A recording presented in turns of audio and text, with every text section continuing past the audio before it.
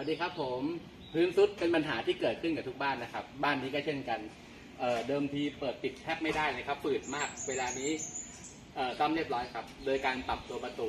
ไม่ต้องปรับที่พื้นให้สิ้นเปลืองนะครับประหยัดค่าใช้จ่ายลงไปได้เยอะครับเช่นเคยเลยซ่อมแล้วไม่ลื่นนิ้วก้อยดันไม่ได้แบบนี้ไม่ต้องจ่ายตังค์เลยนะอุปกรณ์รับประกันให้10 ปีด้วยครับผมบานนี้น้ำหนักมากเลยเหล็กตันๆเลย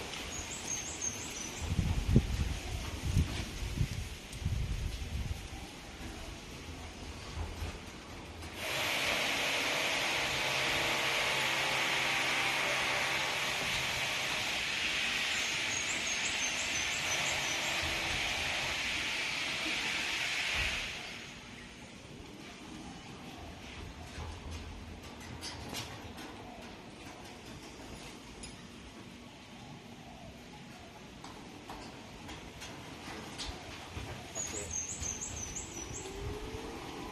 ขอบคุณมาก